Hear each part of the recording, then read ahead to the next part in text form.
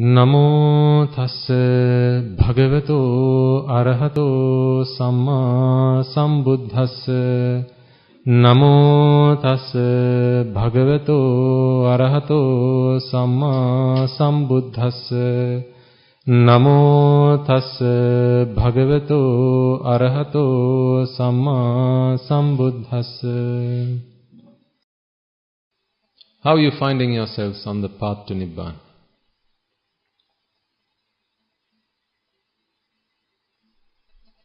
Do you take a temperature check every day? Where am I on the path?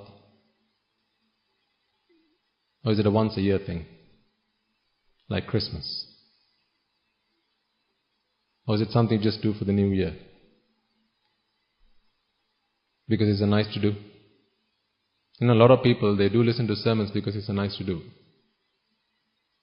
Don't they? A lot of people go to the temple because it's a nice to do. It's a dumb thing, you know. Again, because to be someone in society, you have to tick all the boxes. Tick all the boxes which indicate to society that you're a good person. So what entails a good person? First, you have to have a good education. Right? This is how society determines if you're a good person. You have to have a good education, so people go through and get themselves a good education. Then you have to have a good job. So what's a good job? Yes, your job. That's a good job. That's the easiest way to do it, right? So whatever job you're doing, that's a good job. I'm not here to make enemies. So you have to get yourself a good job. Then you have to get yourself a good wife or a good husband. You have to then buy yourself a good house or build yourself one. Make some good investments. And generally lead a good life. But among that, people expect you to show that you're a nice person, you're a good person, you're a person that people can associate, get along with. Someone who's not too much of a risk to associate. So what's the best way to show that you're not too much of a risk to associate? Have a religion. Because people have some faith in religion. They may not believe in religion. Some people don't believe in religion, any religion. They're called atheists. But at least they know that someone who's religious, broadly the expectation is someone who is at least minutely religious is generally a good person in society. If you go to the mosque, if you go to the church regularly, if you go to the temple, if you worship the Buddha, if you offer flowers, if you light a candle, it shows that you have a good side to you. So a lot of people do go to the temple to tick that box so you can appear to society as a good person. Not for any other reason, but because you want to stand out in society as a good person. Because it's only then you are able to have such associations with other people who respect you for that. And it's only then are you able to get them to scratch your back. Again, this is to feed the self. This is to satisfy a very selfish agenda. Some people, they wear lots of piritnul, you will have seen. Quite thick ones as well. I'm not saying there's anything wrong with that. I'm just saying, if you do it for the wrong purpose, then there's something people, you have to consider. Why do you do it? Of course, there is protection that can be gained by chanting pirit and by wearing a piritnul. There's nothing wrong with that. But sometimes there are people who do it for the show. And I'm sure you'll know some people like that. Not you, of course. People you know.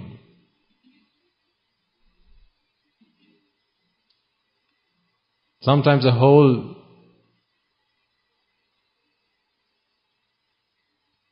several centimeters thick Just so that when they wave their arm, you can see, oh, they have a piritnul on their hand, so they must be a good person. Some people only dress in white.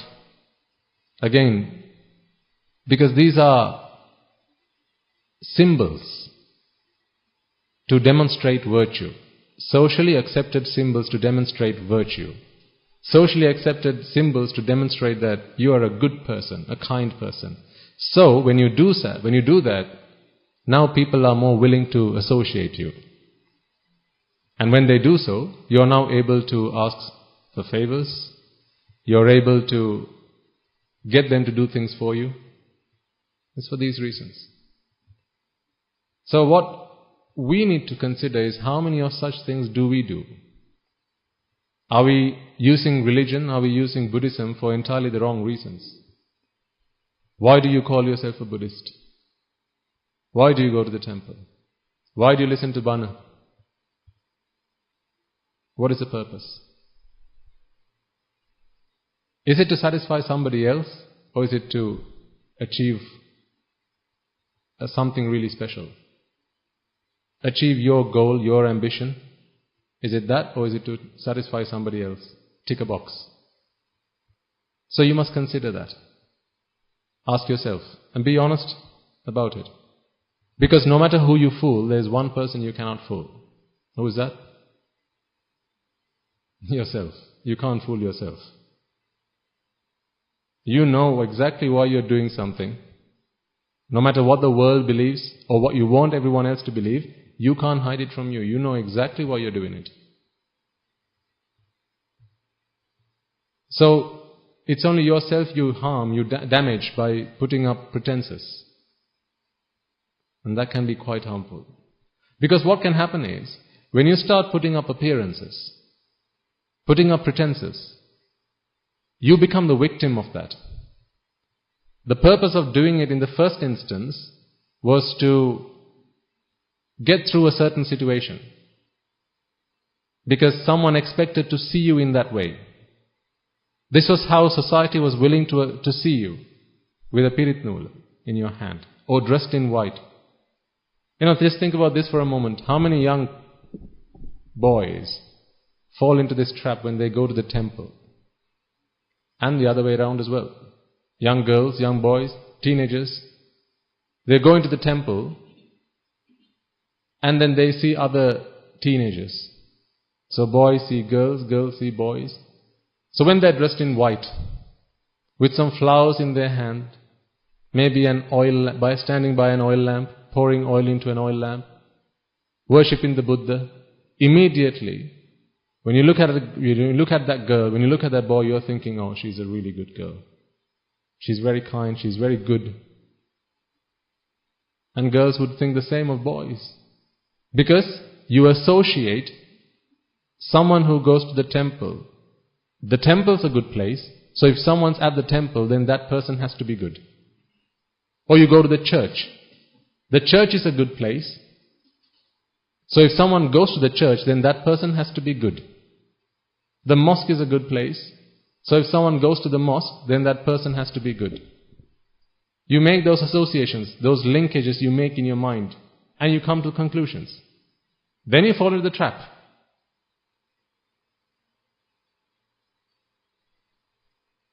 Sometimes she or he is the most promiscuous person in town.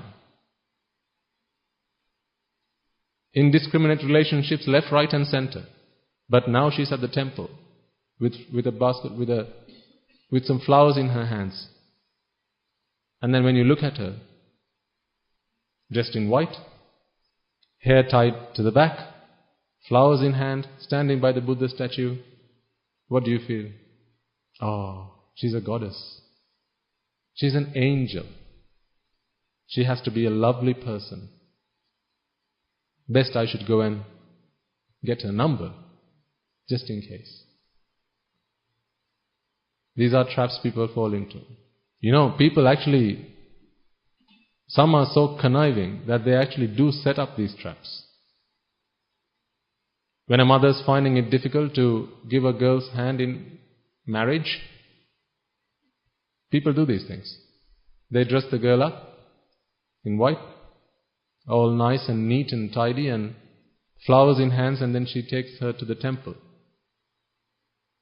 A couple of evenings a week, and when young boys come along, they get to see this girl, and then before long, she's found herself a partner.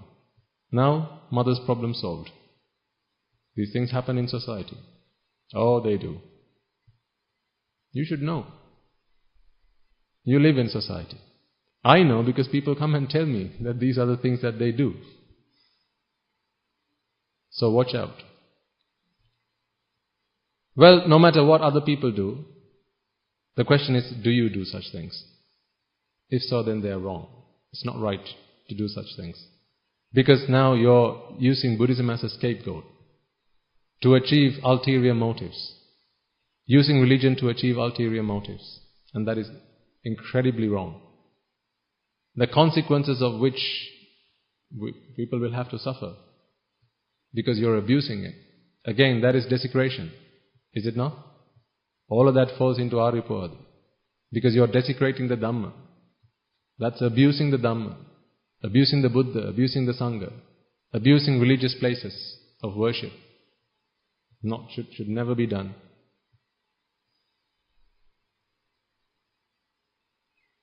But don't fall into these traps. So, weeks are flying by. I think this is about the 70-something sermon that is happening this week. So that's lots of sermons we've been doing. How are you getting on? Sometimes I feel like a doctor. This is my clinic, opening at 4 o'clock every Sunday. Sometimes new faces, sometimes same patients come to get treatment. Oh, don't you worry, I'm a patient myself. This is why I'm in red. This is the clothes they put you in when they take you into the operation theatre. So my condition is much more serious than yours. You can come and go, this is the OPD, the outpatients department. But my condition is much more severe. I need operation. Right? So don't you worry. I'm in the same boat, except I'm in a worse state than you are. So this clinic opens on Sunday at 3:30, 4 o'clock, and it's open till about 6 o'clock, 6:30. Do you enjoy going to a clinic? Do you enjoy going to clinics? Or would you rather do something else with your time? You should rather do something else with your time, surely. The reason one goes to a clinic is because they're ill, they're sick, they need treatment. This is why I always remind you, this is not a place to come and party. This is not a get-together that we all come along and have a little chat, have something to eat, and say goodbye, let's meet next Sunday. That shouldn't be this place. It shouldn't be, it really shouldn't be. This is somewhere you should come to get treatment. This disease of samsara, raga, dvesha, moha. That is what we are here to treat. So, if you come along and take prescriptions, if you come along and we take your pulse every Sunday, check your heartbeat, put the stet onto your lungs and check how your lungs are working, right? All these things that we check is only so that the week following that, you're able to take your medicines and make some differences in your lifestyle.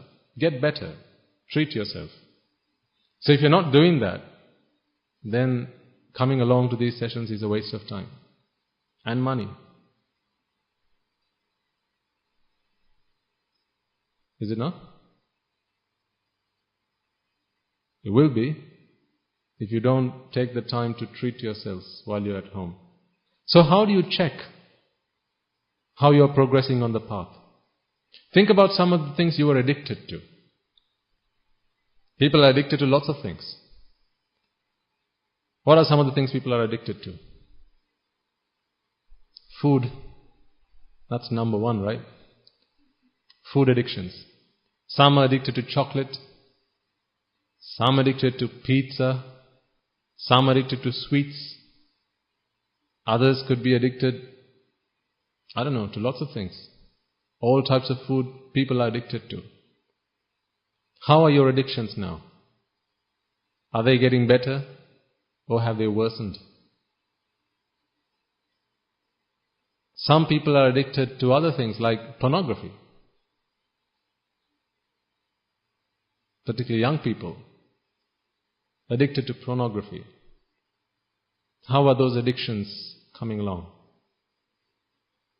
Is it getting better or is it getting worse? Do you find yourself sitting in front of the computer more so than you used to? Not for the purpose of using it for informational purposes, but for a mind abuse. Sitting in front of that computer, whiling away the hours, watching pornography. People are addicted to that. You will know. You may have children who have such addictions. There are others who are addicted to drugs. There are others who are addicted to watching TV. There are those who are addicted to playing computer games. All of these addictions. Some are addicted to reading books. Some are addicted to going places and traveling. Some addicted to...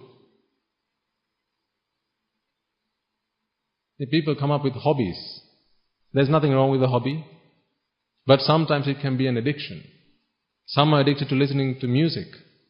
No matter what they do, they've always got their headphones on. They just can't do anything without their headphones on. I know people like that. Even when they're in class, teachers in class teaching something, they've still got their earphones on, headphones on, listening to music. Addictions. How are they coming along? Are they getting worse or are they getting any better? Because no matter what it is you're addicted to, all of these are based in attachment. Attachment to whatever.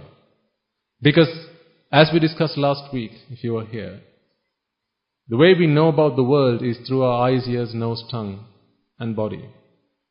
So whatever it is that you are addicted to, whatever hobbies you might have, all of these things are things in the world that you experience through your eyes, ears, nose, tongue and body. There's no other way you can experience that. And the reason that we have such associations, we seek such associations, is because we expect to be pleased, we expect to find pleasure in engaging in such activities. Why does one watch TV? Well, you could say it's because I want to learn about the world. Fair enough. One might say because I need to learn a recipe so I can cook something for lunch. Fair enough. Nothing wrong with that. You have to eat and live and get along in life. But there are others who just sit in front of the TV. Think, have you never done this? Just sat in front of the TV. Just because you had some spare time, switch on the TV and you sat in front of it. You didn't even realize several hours have passed by. You start flicking the channels, one after the other, and then several hours later you realize there was lots of work I was supposed to be doing right now, but all of that was left undone because of your addiction. You're trying to seek pleasure by watching TV. You're trying to seek pleasure by sitting in front of the computer, just browsing away on the internet. Scanning through your photo albums. Some people enjoy that a lot. Going through old pictures, either on the phone or photo albums, whatever. I'm not saying any of these things are bad things to do. They're not. Because they're not one of the unmeritorious deeds. That would be a bad thing. But what I'm saying is, these could become addictions. And if they become addictions, then they are a barrier to your Nibbana. They are a block. They are a hindrance to your Nibbana. Because when you're in Nibbana, you can't be attached to anything, not even the Dhamma. Some people, monks particularly, can attach themselves to the Dhamma. So we have to be careful. Because the thing is, with the Dhamma, the more you study the Dhamma, the more invigorating it can be. It can be so addictive after you start reading the Tripitaka, one discourse after the other.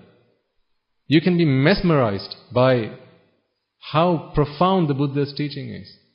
Every sutta you read, it's tantalizing. And you just keep going on and on and on and on. Sometimes you forget why you opened the Tripitaka in the first place.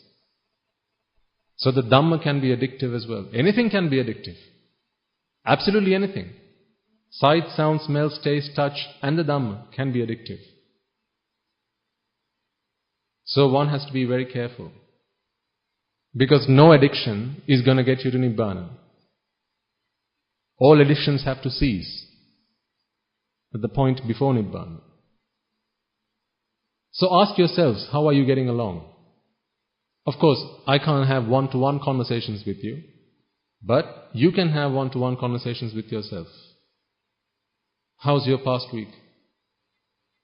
What addictions did you foster? What addictions did you give in to?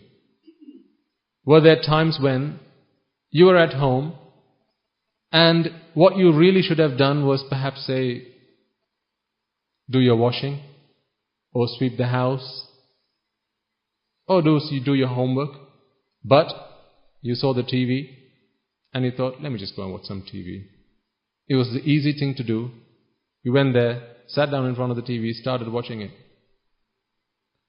An hour went by, 2 hours went by, 3 hours went by. You just wasted 3 hours of your life. You got nothing out of it, except for Rupa Vedana Sanya Sankhara Vijnana. Arose and passed away.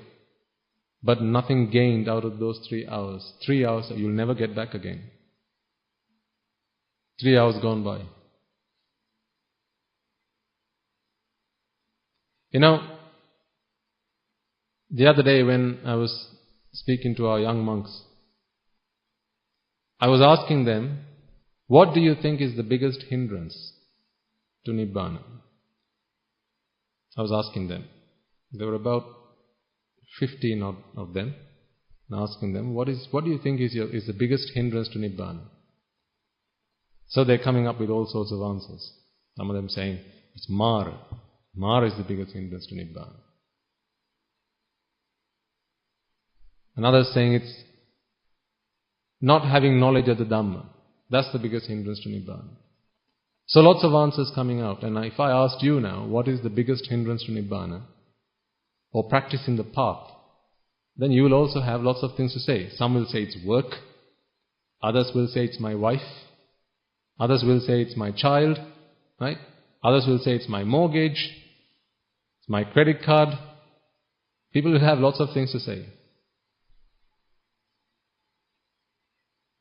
But I think that's not what our biggest hindrance to Nibbana is. There is one thing that is the biggest hindrance to Nibbana, which is true for all of us. And that is that you haven't been diagnosed with terminal cancer yet. That is the biggest hindrance to Nibbana. You have not yet been diagnosed with terminal cancer. What if you fainted today? You were rushed to the hospital and you got diagnosed with terminal cancer. Which excuse are you now willing to offer? To say, this is why I cannot practice the path. This is why I don't have the time. These are all the duties and responsibilities I have, and therefore I just don't have the time to practice the path. Which excuse are you going to give? Is it your mortgage? Is it your husband? Is it your wife? Is it your child? Which one? Is it that I need 8 hours of sleep? Which one? I know this because a lot of people do come to the monastery. Unbelievable, ladies and gentlemen. It really is unbelievable. How a lot of people come and they want to talk to us. People who came and went, they had no intention of coming and listening to a sermon. Until they were diagnosed with a terminal illness. And when they are, now they want to come and listen to the Dhamma. Now they want to understand the path to Nibbana. Now they don't have time to waste. So these are all people surely that didn't realize that they could die any moment. Before they were diagnosed, what did they think then? I'm not going to die. Not anytime soon, right? That's what they thought. Because otherwise, why is it after someone's been diagnosed with a terminal illness, the very next day they're here, 6 o'clock in the morning? Why? Why did they not feel to do that the previous day? The day before they were diagnosed? Because they thought they were invincible. I cannot be touched. I'm invincible.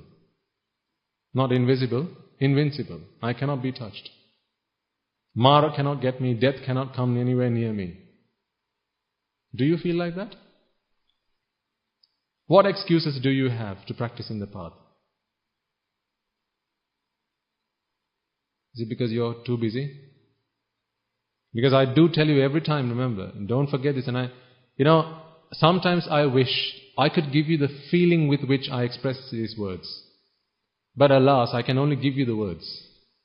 I cannot convey the feeling that I have in my heart when I say some of these things, in my mind when I say some of these things, such as, I can only give you the 20% while you're here. 80% of practice in the path you have to do in your own time. And your own time is time you have to find for yourself. It's while you're at work, it's while you're at school, it's while you're getting to work, it's while you're getting back from school. It's while you're chopping your carrots, doing the dishes, doing your laundry. You've got to find the time. Am I going to find the time for you to practice the path? How can I do that? I can't do that. You are living your life. I'm living mine. So it's down to each and every one of us to find the time to practice. It's practice that makes perfect. I can only give you a very small portion of what you need. The doctor can only give you the prescription. It's down to each and every patient to get themselves the medicines and then drink it. Until when? Until they've been cured. Can the doctor force feed medicines to this patient? No, there is no such mechanism. Certainly not in Buddhism. If it's at the hospital, they might be able to hold your mouth forcefully and put the drugs in your mouth and put some water so that you drink it whether you like it or not. But with the Dhamma you can't do that. Because your mind has to be willing to accept. I can't brainwash you to understand Nibbana, to accept that Nibbana is the only salvation. Nibbana is the only freedom. I can't brainwash you to do that. It has to come from within. Now I'm not saying any of this out of spite. Please don't take it that way. But you must really consider this. I guarantee that people who come along, listen to sermons whether here or anywhere else, once you've been diagnosed with cancer, terminal cancer, you will not fall asleep from that point forward. It just won't happen. Why? Now you don't know when. I've only got such a short time within which I can do this. So every second matters. Every minute, every hour matters. But until such time, I've got time. If not today, tomorrow. If not tomorrow, the day after.